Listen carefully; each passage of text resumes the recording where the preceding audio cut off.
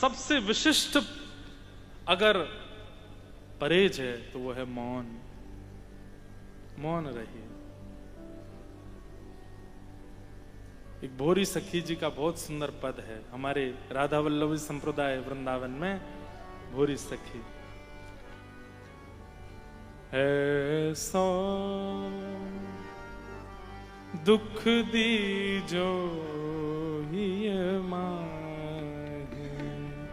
ऐसो दुख दीजो हिय माहे। महाराज जी यहाँ जो दुख का प्रयोग किया गया, ऐसो दुख दीजो, ये घोरी सखी जी और जो हम लोग गा रहे हैं हमारे लिए दुख नहीं है, पर संसार के लिए ये दुख है।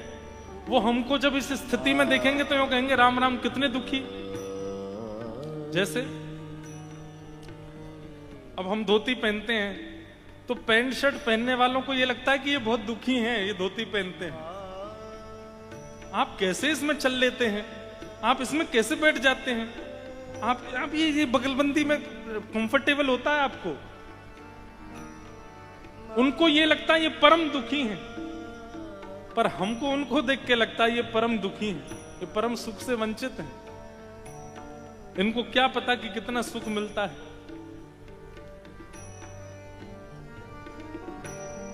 तो यहां जो दुख का शब्द प्रयोग किया गया, ये गाने वालों के लिए दुख नहीं है, और संसार के लोग जब आपको इन स्थितियों में देखेंगे तो आपको दुखी समझेंगे। इसलिए भोरी सखी कह रही हैं किशोरी जी से, ऐसा दुख दीजो हिय माहे, ऐसो दुख दीजो हिय माहे, ऐसो दुख दीजो हिय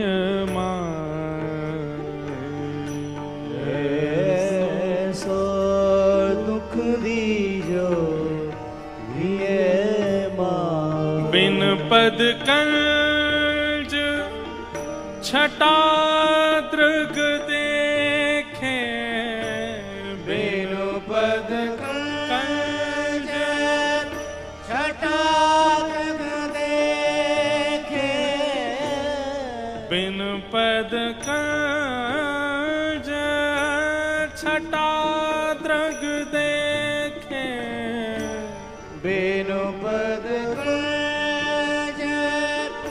छटा दृग देखे, को सुहावे नहीं,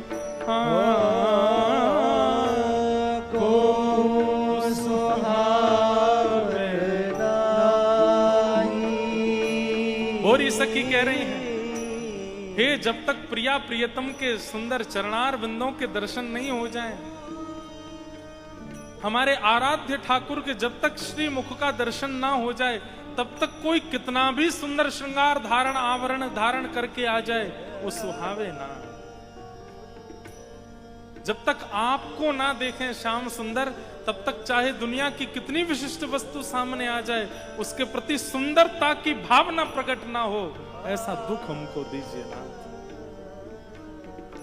दुख दीजो हिय माहे, ऐसो दुख दीजो हिय माहे, ऐसो दुख दीजो हिय माहे, ऐसो दुख दीजो।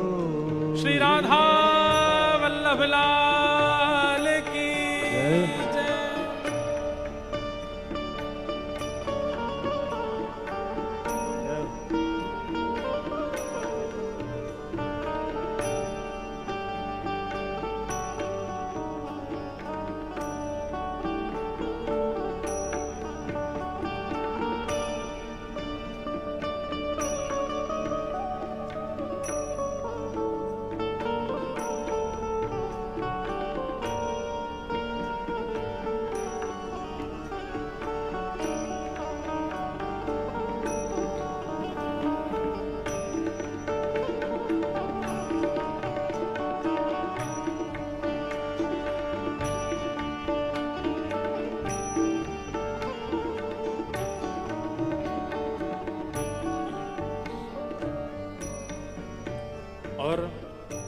ये परहेज हैं श्रवण भक्ति करने वालों के।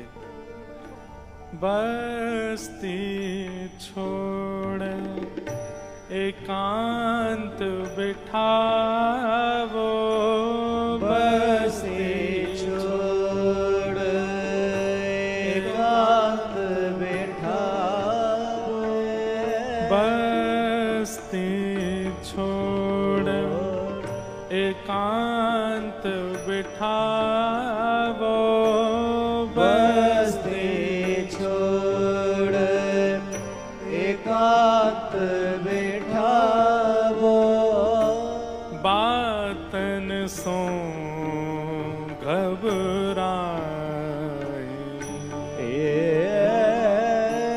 बातन सो घबराए। ज्यादा संसारी व्यवहार में जाने का मन ना हो, बस्ती छोड़ एकांत बिठावो। और एकांत बंधुओं याद रखिएगा, बहुत एकांत कभी कभी व्यसनों को भी जन्म देता है, और बहुत एकांत ही चित्त में प्रेम लक्षणा भक्ति को भी प्रकट करता है। इसलिए एकांत किस रूप में चाहिए? कथा सुनने के बाद एकांत होना चाहिए, चित्त में प्रेम प्रकट करने के लिए, भक्ति प्रादुर्भाव करने के लिए। नहीं तो कई लोग एकांत में व्यसनों के भी आदी हो जाते हैं। सत्संग, गैर सत्संगी यदि एकांत में जाएगा तो विषयों को जीवन में लाएगा, और सत्संगी व्यक्ति एकांत में जाएगा तो चित्त में प्रेम लक्षणा भक्ति को प्रकट करेगा। बातन सो घबराही, चार लोग बैठ के संसारी वाक बकवाद कर रहे हैं, हंसी मजाक कर रहे हैं, उल्टी सीधी बातें कर रहे हैं, वहां से उठ के चले जाइए। अगर आप श्रोता हैं तो, श्रवण भक्ति करना चाहते हैं तो। लोग पूछे, अरे बैठो बैठो, हमारे पास बैठो, इतने दिन बाद मिलो, बैठो। अरे मेरे पेट में दर्द हो रहा है, मुझे बहुत तेज पीड़ा हो रही है, मुझे थोड़ी देर लेटना है। बहाना करके जाइए, ऐसों से दूर रहिए। जहां हरी चर्चा ना होती हो, ऐसे स्थान पर बैठने से परहेज कीजिए। भोरी ऐसे दुख बिन प्यारी, भोरी ऐसे दुख बिन प्यारी, भोरी ऐसे दुख बिन प्यारी, भोरी ऐसी दुख बिन प्यारी, जीवन व्यर्थ गवाही, जीवन व्यर्थ गवाई, सो दुख दीजो ये ऐसो दुख दीजो ये माई, सो दुख दीजो ये ऐसो दुख दीजो ये माही। श्रवण भक्ति का परहेज, पहला, किसी की उपेक्षा नहीं और किसी से अपेक्षा नहीं, और दूसरा मौन। यदि आप मौन रहते हैं तो श्रवण भक्ति फलीभूत होगी, और कहीं मौन का आपका नियम नहीं है तो कथा में तो आप बोल नहीं सकते। यहां तो आप व्यवस्था से मौन हैं। वैसे तो अगर देखा जाए तो कितनों के जीवन में क्या क्या उथल पुथल चल रही होगी बोलने की, लेकिन यहां व्यवस्था ऐसी है कि आप बोल नहीं सकते। इसके बाद भी थोड़ी देर मौन रह के मनन, ये श्रवण भक्ति का परहेज है। और तीसरा, निरपेक्षम मुनिम शांतम। आप कहोगे मौन और शांत तो एक ही बात है। देखिए, मौन में मुख नहीं बोलता पर मन बोलता है, मौन में मुख नहीं बोलता पर बुद्धि बोलती है, मौन में मुख नहीं बोलता पर भीतर बहुत वार्ताएं प्रकट होती हैं। पर एक स्थिति ऐसी आ जाए कि अब भीतर भी कुछ नहीं प्रकट होता है, शांत है। अब ज्यादा, जैसे कई लोग होते हैं ना, ये डिप्रेशन का कारण है, बोलते नहीं है लेकिन मन में सोचते हैं, सोचते सोचते सोचते सोचते सोचते सोचते इतना सोच कर लेते हैं कि डिप्रेशन, एंजाइटी और ना जाने कितनी सारी फिर बीमारियां आ जाती हैं। मन ही मन में पहाड़ बना लेते हैं बहुत सारे। वह ना होना उसको शांत कहते हैं, शांतम।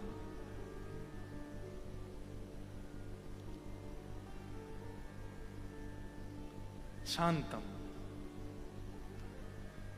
ये श्रवण भक्ति से, बहुत ध्यान से सुनिएगा, श्रवण भक्ति से, सत्संग से, कथा से ये परहेज मिलते भी हैं, और सत्संग भक्ति को, श्रवण भक्ति को सदा चित्त में व्यवस्थित करने के लिए ये परहेज आवश्यक भी हैं। ये परहेज भी आपको कथा से ही मिलेंगे, शांत रहने का, उपेक्षा ना करने का और मनन करने का, कथा से ही मिलेगा, बिना कथा के मिलेगा भी नहीं। ये परहेज हैं श्रवण भक्ति को स्थित करने के लिए, लेकिन ये परहेज मिलेंगे भी आपको श्रवण भक्ति से, कथा सुनने से, सत्संग मिलने से। निर्वैरम, किसी से बैर ना करना। कथा सुनने वाला कथा से निकलते समय अगर एक दो को कोहनी मारता है और जाके बाहर लड़ाई करने लगता है तो उससे कितना बड़ा उपहास होता है कि बताओ कथा सुन के आया है और बाहर आके हमसे लड़ रहा है। निर्वैरम, किसी से बैर ना करे। हम तो एक बात कहते हैं, सब संत जनों के बीच में कह देते हैं तो मोहर लग जाती है बात पे। कथा के पहले दिन उस व्यक्ति का चिंतन कीजिए जिसके प्रति आपको कभी ईर्ष्या हुई है या अभी भी हो जाती है। संसार में एक व्यक्ति तो सबके जीवन में ऐसा होता है जिससे किसी ना किसी को थोड़ी सी सही ईर्ष्या होती है। उसकी कोई चर्चा कर दे तो मन में उथल पुथल हो जाती है, अरे उसका नाम क्यों बोल दिया। सावधानी से सुनो। प्रथम दिन उसका चिंतन करना। अभी अभी सोच लीजिए किससे ईर्ष्या होती है। घर का कोई सदस्य है, पड़ोसी है, परिवार का कोई है, उसका नाम बोलते ही आपको लगता है इसकी बातें मत करो और ये तो ऐसा है वैसा है। उसकी उपलब्धियों से आप परेशान होते हो, उसका अभी चिंतन कर लीजिए। और 9 दिन नियम रूप से कथा सुनिएगा और 9 दिन बाद फिर से उसका चिंतन कीजिएगा। अगर पुनश्च 9 दिन के पश्चात चिंतन में फिर से उसके प्रति यदि ईर्ष्या का भाव उत्पन्न होवे तो समझो कथा ने आपको स्वीकार नहीं किया, अभी श्रवण भक्ति के मार्ग पर आप आए नहीं। श्रवण भक्ति तो ऐसी है कि कर्ण रंध्र से ठाकुर जी प्रवेश करते हैं। पूज्य श्री रमनरेती वाले महाराज जी एक बार बहुत अच्छी बात कह रहे थे कि कथा क्या है। यहां जो श्लोक गाए जाते हैं, यहां जो भाव सुनाए जाते हैं, शाम वेद के अंतर्गत है। और शाम वेद कब प्रकट होता है? बोले जब ठाकुर जी अपने गरुड़ पर विराजमान होते हैं और गरुड़ जब पंख आकाश में फैलाते हैं और जब गरुड़ जी के पंखों का स्पर्श संपर्क जब वायु से होता है तो जो ध्वनि प्रकट होती है वो ध्वनि शाम वेद है। और वही शाम वेद स्वर रूप में कथाओं में प्रकट होता है। मतलब जब हम कुछ गाते हैं, कुछ सुनाते हैं, कुछ स्वर लहरियां लेते हैं, उस समय वो शाम वेद के अंतर्गत होता है। और शाम वेद तब तक प्रकट नहीं होता जब तक गरुड़ जी अपने पंख ना फैला में, ठाकुर जी उस पर ना बैठे, गरुड़ जी उड़े ना। और गरुड़ जी अगर उड़े हैं तो इसका मतलब शाम वेद चल रहा है, और उड़े हैं तो कहीं तो जाके बैठेंगे। तो कहाँ बैठते हैं? बोले सामने बैठे श्रोताओं को देखते हैं गरुड़ जी किसके कर्ण रंध्र में स्थान पवित्र है, किसके कर्ण रंध्र से चित्त तक का रास्ता ऐसा है कि ठाकुर जी को भीतर जाने में कष्ट नहीं होगा। वहीं से श्री गरुड़ जी प्रविष्ट होकर के उसके चित्त में विराजमान हो जाते। मतलब कितनी सुंदर व्याख्या कि कथा क्या है? उड़ते हुए गरुड़ जी। और गरुड़ जी ऐसे नहीं उड़ते, ठाकुर जी को बैठा के उड़ते हैं और वो कहीं तो जाएंगे। बोले श्रोताओं के चित्त में प्रवेश करते हैं कर्ण रंध्र से। बस वो अनुकूल बनकर के बैठे कथा। निरपेक्षम मुनिम शांतम निर्वैरम, किसी से बैर ना करे। और जिससे बैर था आज तक, वो भी कहीं ना कहीं प्रिय लगने लग जाए कथा सुनने के बाद में। निर्वैरम।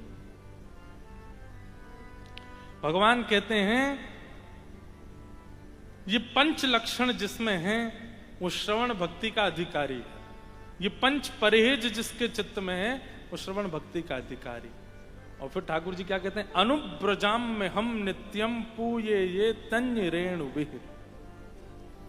ठाकुर जी कहते हैं श्रवण भक्ति का पालन करने वाला इन परहेजों के साथ जब श्रवण भक्ति का पालन करता है तो उसके पीछे मैं ऐसे चलता हूं जैसे गैया के पीछे उसका बछड़ा चलता है।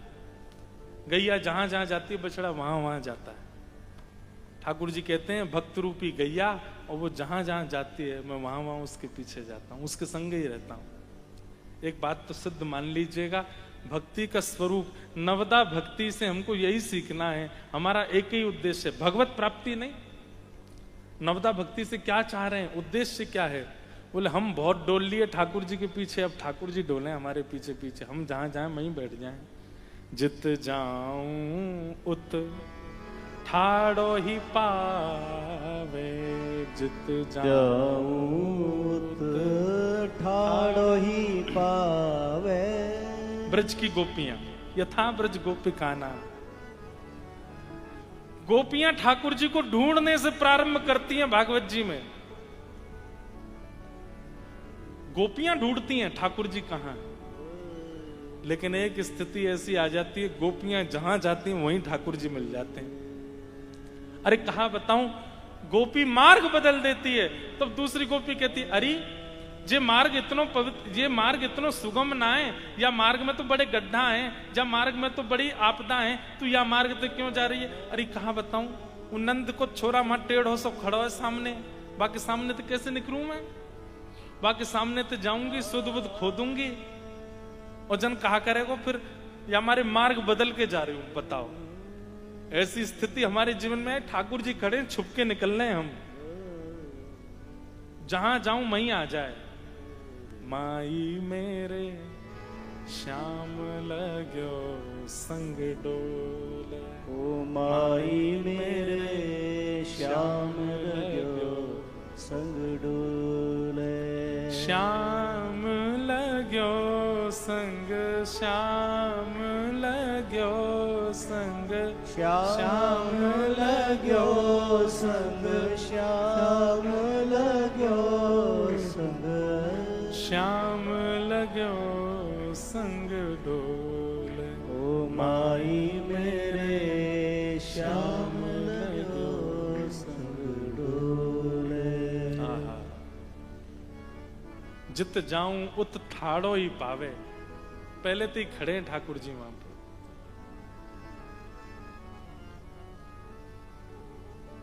गोपियां दही का दान लेकर के जाती हैं मथुरा। दही लेके जाती हैं बेचने के लिए प्राचीन भारत में, और ठाकुर जी के समय पे ब्रजवासियों पे और कोई काम नहीं है।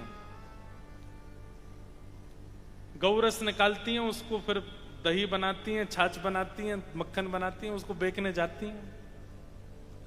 ठाकुर जी मार्ग में ही खड़े हो जाते हैं, और मार्ग में आकर के एक नाकाबंदी जैसी बना देते हैं, जैसे टोल गेट होते हैं टोल टैक्स वाले, ऐसे ठाकुर जी एक डाल ऐसी झुका करके पल्ली तरफ मधुमंगल खड़े हो जाए पकड़ के।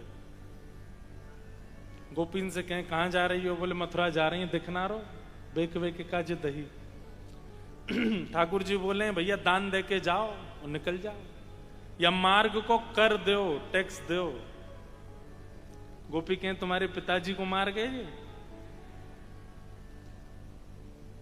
ठाकुर जी कहें नंद बाबा उनते पहले मेरे पर बाबा, उनते पहले मेरे पर बाबा, उन नहीं चल चल के पगडंडी ते ये मार्ग बनायो, या हमारे मेरो अधिकार है या को कर लेवे को। मेरे घर के मार्ग पे जा रही हो, मेरे घर के द्वारा बनाए गए मार्ग पे चल रही हो, कर तो देना पड़ेगा। गोपियां राह बदल बदल के जाती हैं, लेकिन ठाकुर जी पहले से ही ढूंढ लेते हैं कौन सी रास्ता से जा रही, वहीं पहुंच जाते हैं। और फिर ठाकुर जी मांगे दही को दान, ठाकुर जी दान मांगे। हमारे नाना जी सुनाते थे एक पद चंद्रावली का, नंद लाढ़ले ने घेर लई, नंद लाल ने घेर लई। सखी बता रही है दूसरी सखी को, अरे तो को विलंब कैसे है गो? बोले नंद लाढ़ले ने घेर लई, नंद लाल ने घेर काय को? बोले दान मांगे दही को। तो दूसरी सखी के एरी इतनी सबरी सखी जामे वा मार्ग ते दही बेकवे के काजे, तो ये काय को घेरे लाला? बोले मैंने भी बात यही पूछी, पीछे वो सखी आ रही है, आगे वो गोपी गई है लाला, तेने उनते तो कछु ना की, तुम ये काय को घेर ले? ठाकुर जी उत्तर दे रहे हैं, अगली को पत्रो, ब्रजभाषा समझ रहे हैं? अगली को पत्रो पिछली को बासो, बीच की मेरे मन में बस गई, नंद लाल ने घेर लई। अरे सखी वो आगे वारी जा रही ना, पानी मिला के ले जाए दही में, पत्रो पत्रो दही वा को मैं तो ना खाऊं, और पीछे वारी एक वह 2 दिना को पुरानो बासु दही लेके जा रही है, बाकी में तो दुर्गंध आ रही है। ठाकुर जी को दूर से समझ में आ जाए ताजो दही कहाँ है। अच्छा एक और बात, ये भी हमारे ब्रज के रसिक जन कहते हैं कि ठाकुर जी रोज सुबह उठते हैं और उठ करके श्वास लें जोड़ते, और वह श्वास में कहा देखें कहां ते सुगंधी आ रही है नए नए मक्खन की, वहीं जामेंगे चुरावे, बासो कुसो मक्खन ना चुराम, यही हमारे तो नवनीत प्रिय हैं, नयो नयो मक्खन चाहिए ठाकुर जी को। इसका मतलब क्या है, इसका अभिप्राय क्या है? रोज की चली आ रही है वही नियम है, सवेरे इतने बजे उठाए दो, यहां तिलक लगानो, ये से चंदन लगानो, कोई परिवर्तन नहीं, सेवा में कोई नवीनता नहीं, कोई नवीन भाव नहीं, वो जैसे करते आए बस उठा के धर दिए, आरती कर दी, अगरबत्ती जला दी, चले गए। ठाकुर जी कहें कछु नयो तो करे ही ना है, कछु नवनीत तो देवे ही ना है, कहा करूं या क्या? वहां से ठाकुर जी चले ही जाते हैं, प्रतिमा रहती है बस वहां पे।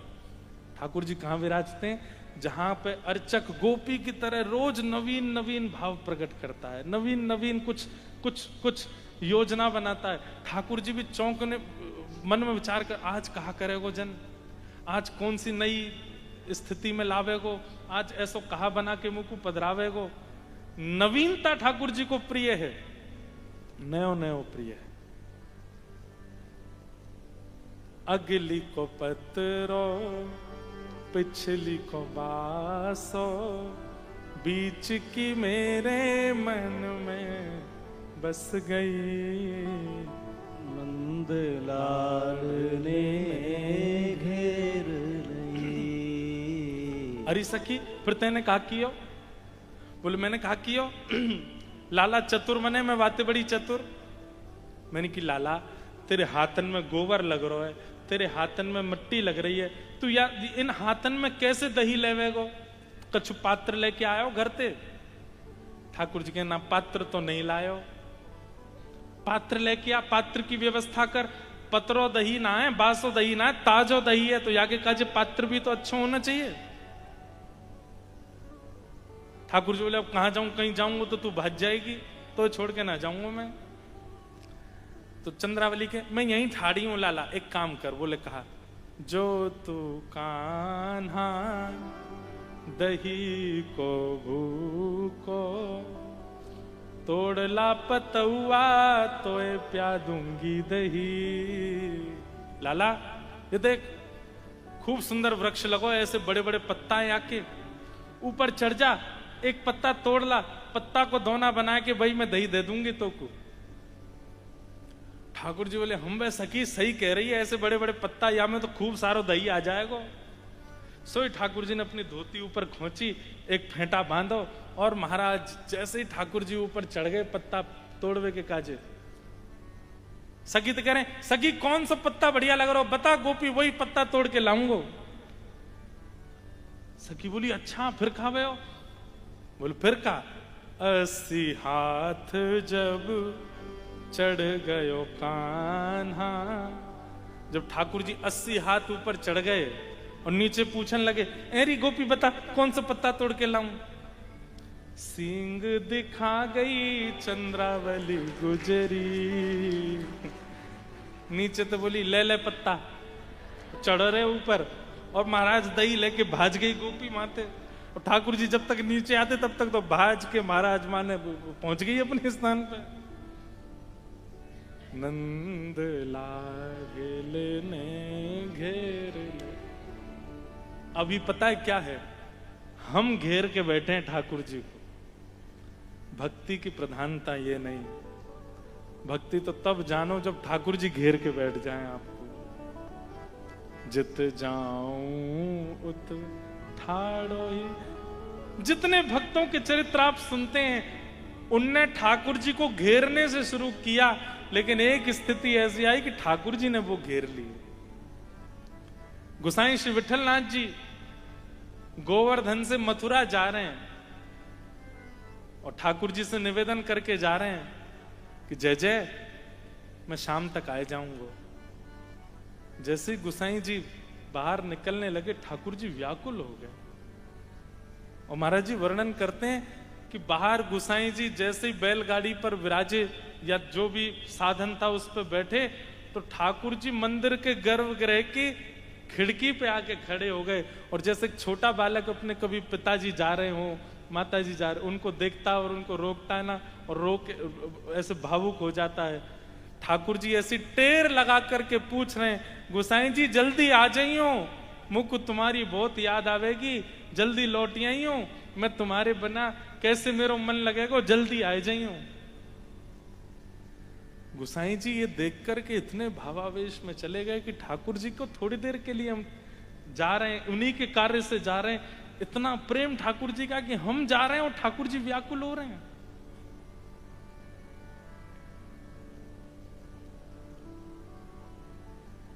ऐसी व्याकुलता जैसी पहले तो हमारे चित्त में आवे, हम में ही नहीं है व्याकुलता।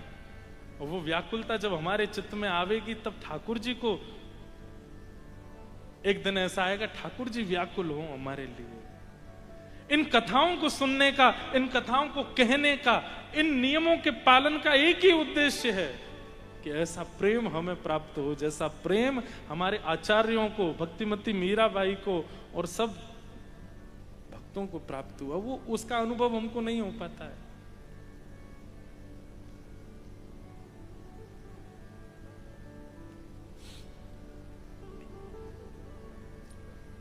ऐसा प्रेम प्राप्त हो। तो नवदा भक्ति का यही नियम लेकर के आपको जाना कि इन 9 दिनों के भाव से आपके चित्त में ऐसा प्रेम प्रकट हो। तो श्रवण भक्ति के आचार्य श्री सुखदेव जी महाराज, परीक्षित जी महाराज, श्रवण भक्ति के ठाकुर महाप्रभु श्री जगन्नाथ जी,